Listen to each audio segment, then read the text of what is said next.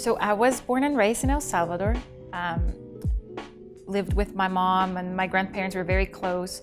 I have 3 siblings, and we're very close to my cousins and my aunt, just like any other typical Latin American family.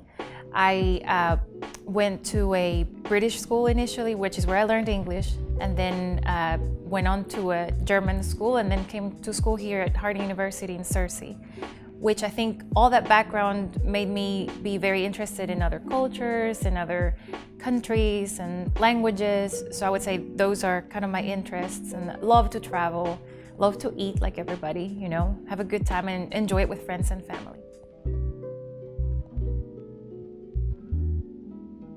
I would say that I started back in 2008, which is when I became an account executive at CJRW. I started at CJRW in 2006 as a research assistant, but then when I was an account executive, I think is when I really began my public relations career. So I would say, and I think I've told you this before too, I didn't pursue it as much as it pursued me. And I think whatever career you do, you have some type of public relations in you that you have to fulfill. So, but what interests me about it is the fact that you can tell stories, and it really is about storytelling. And everything, every company, every person, everybody has a story, and that's the magic of public relations, in telling the story well.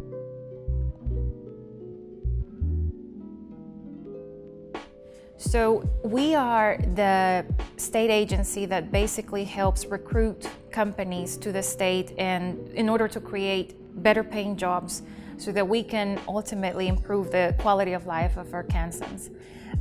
In my role, I am responsible for creating and developing marketing strategies to attract companies and to target a certain group of people, which are what we call consultants, CEOs or CFOs, and also to talk to companies within the state.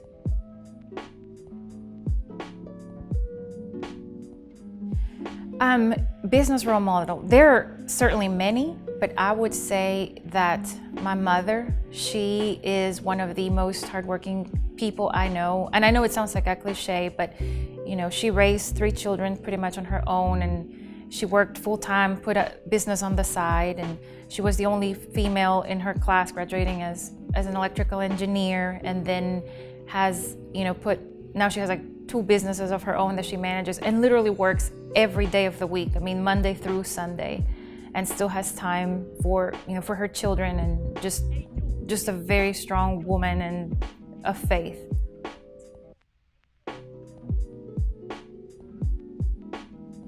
I think, like in any other job, it's always preconceived notions and lack of opportunities.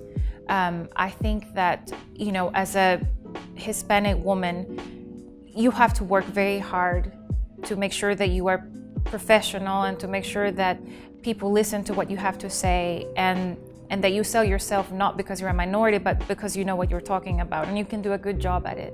But unfortunately, many times, because you're either A, B, or C, you know, I think there's a preconceived notion that will somehow affect the quality of your job, which is not the case. But I also think it's a struggle in any career.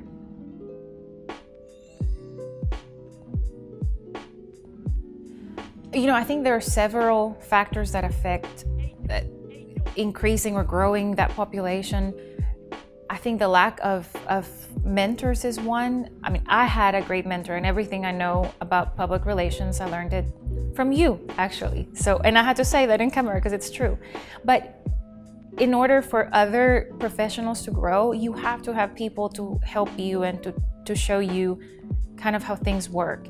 And so I think that, you know, women empower women, and there needs to be more of that so that we can see things grow. And the same thing within the different minority communities, you know, if it's within the Hispanic community, you know, to just try to help other Hispanics grow and excel in what they do, and vice versa in other fields. And I think there is a lack of that sometimes. But I also know, you know, in Arkansas, it's a smaller population, so it's a little bit more difficult. But But I think if we start young and we let younger people and we create more mentorship programs, that would probably help.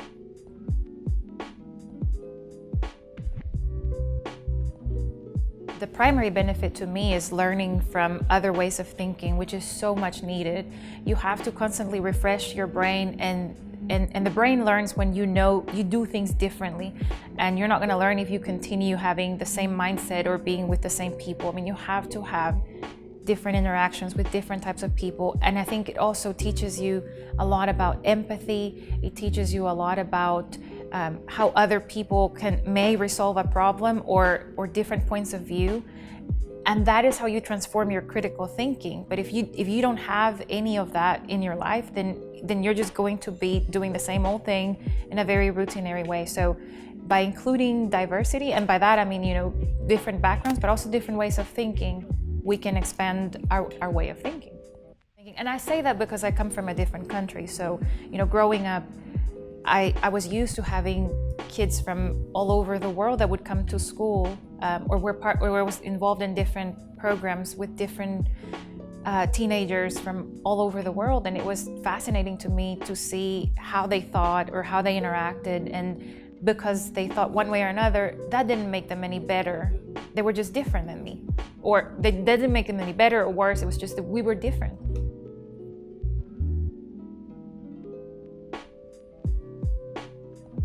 I think there's always work to be done.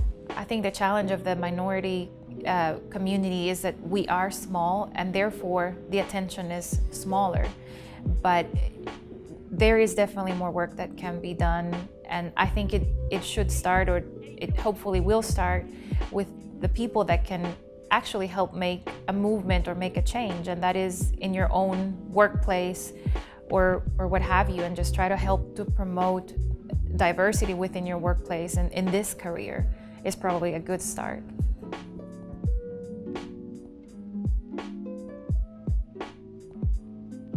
I can't remember a particular experience at the top of my head, but I will tell you that when I first started in this position, or in public relations, I was very self-conscious about my English, and I was very self-conscious about writing perfectly and saying what I needed to say perfectly as well, because in part English is not my first language, but I wanted to make sure that it was professional and that I said what I needed to communicate, just like any other public relations professional from here, and that difference wouldn't be made. And so I think I was very afraid at first to be judged, and I was very self-conscious about it. And then you realize that the value is in communicating. Of course, in a professional way, but there is more power in connecting, especially media relations, with the other side of the table and communicating.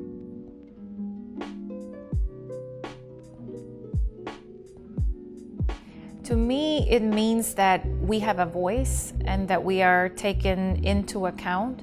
And yes, while we are a minority group, we are ever growing in the US and in the state of Arkansas as well.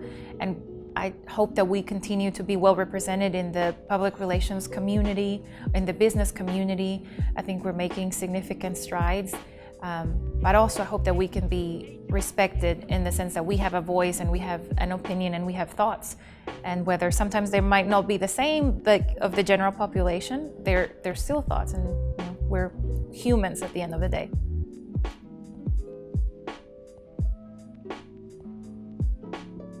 I think what you're doing is great. I think it is opening the eyes to a community that is out there, especially here in Arkansas. We have excellent public relations professionals, and I have been very blessed to work with the best of them throughout my life. And like I said, I think mentorship is very important and very critical. And I would only say that I would encourage all the others to teach the ones that come after them, to not be afraid to think that they're going to take over your job or anything of the sort. But we can only be better if we can learn from each other always.